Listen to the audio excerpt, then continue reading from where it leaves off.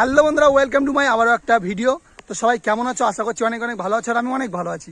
তো বন্ধুরা, আজকের ভিডিওটা হচ্ছে আমাদের চাষিরা কিভাবে চাষবাস করে এবং কিভাবে সবজি চাষ করে, তো সেই সবগুলো আজকে তোমাদের সামনে তুলে ধরবো।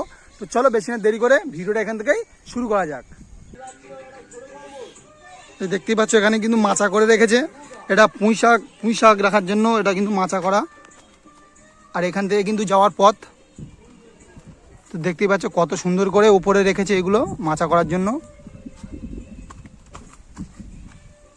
আর এখানে কিন্তু এগুলো বেগুন গাছ দেখতেই পাচ্ছ।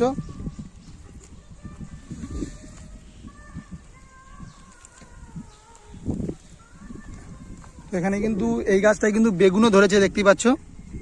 এখানে একটা বেগুন ধরেছে, এখানেও একটা বেগুন ধরেছে দেখতেই পাচ্ছ বন্ধুরা। এগুলো কিন্তু পুরো পালং শাকের বাগান, চারিদিকে শুধু পালং শাক চাষ করা হয়েছে। তো চলো আমি তোমাদেরকে পুরোটা আজকে দেখাবো এই ভিডিওর মাধ্যমে, যে চাষিরা কিভাবে শাক সবজি এগুলো চাষ করে। এগুলো দেখতেই পাচ্ছ পুরো কিন্তু পালং শাক এগুলো। আর দেখতেই পাচ্ছ এখানে কিন্তু তোমাদেরকে দেখাচ্ছি এখনও ছোট রয়েছে পালং শাকগুলো, এখনও বিক্রির মতন হয়নি, আর কিছুদিন গেলেই তারপরে বিক্রির মতন হবে। আর এখানে কিন্তু বেগুন গাছও লাগানো আছে দেখতেই পাচ্ছ, এটা কিন্তু বেগুন গাছ এখনও ছোট আছে। তো দেখো, আর ওপারে কিন্তু আমাদের চাষিরা সব মাটি কোপাচ্ছে, ওপারেও চাষবাস করা হবে। তো আজকের ভিডিওটা পুরোটা দেখতে থাকো, সব কিছু তোমাদেরকে দেখানোর চেষ্টা করব।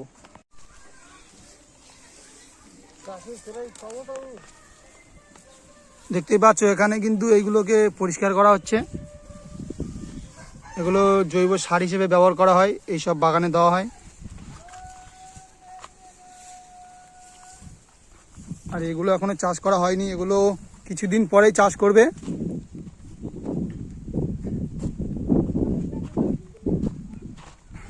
আর এখানে কিন্তু বেগুন গাছ চাষ করা আছে দেখতেই পাচ্ছ, এখনো বেগুন ঠিকঠাক ধরেনি। তো এখানে কিন্তু ধরেছে দেখতেই পাচ্ছ, ছোট ছোট এখনো বেশি বড় হয়নি, তো কিছুদিন পরেই পুরোপুরি বেগুন ধরবে সবগুলোই।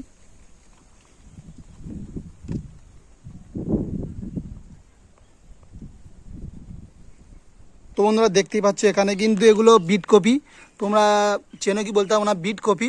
তো সেগুলোকে এখানে চারা বুনেছে, এখানে দেখতে পাচ্ছ অনেক কিন্তু লাগানো আছে। তো এখানে কিছুদিন পরে এগুলো বড় হবে, তারপরেই কিন্তু চাষ করা হবে ভালো করে। তো দেখো এখনও কিন্তু ঠিকঠাক করে বড় হয়নি।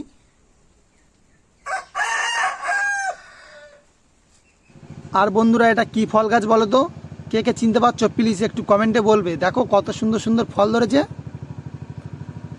এই ফলটা কিন্তু খেতে খুব সুস্বাদু এবং খুব ভালো লাগে। আর দেখতেই পাচ্ছ এপারে কিন্তু কত সুন্দর সুন্দর ফুলও ধরেছে। তো দেখো গাছটা কত সুন্দর লাগছে বাইরে থেকে। আর বন্ধুরা এখানে কিন্তু আমরা দুটো ছাগল বাচ্চাকে পেয়ে গেছি ইন্টারভিউ নেওয়ার জন্য, তো আমাকে দেখেই কিন্তু এরা পালাচ্ছিল দেখো। তো কত সুন্দর লাগছে দেখো একবার। আর দুজন কিন্তু কালকেরই হয়েছে, আর আজকেরই দেখো কত ছটফট করছে। তো তোমাদের এরকম ছাগল বাচ্চা কার কার পছন্দ প্লিজ কমেন্টে বলো। আর এপারে কিন্তু আমড়া গাছও রয়েছে, দেখো কত সুন্দর লাগছে আমড়া গাছগুলোকে। তো এই আমড়াটা কিন্তু টক হয় না, এই আমড়াটা একটু মিষ্টিও হয়। এই আমড়াটার নাম হচ্ছে বিলুতি আমড়া গাছ। তো এপারেও একটা রয়েছে দেখতেই পাচ্ছ।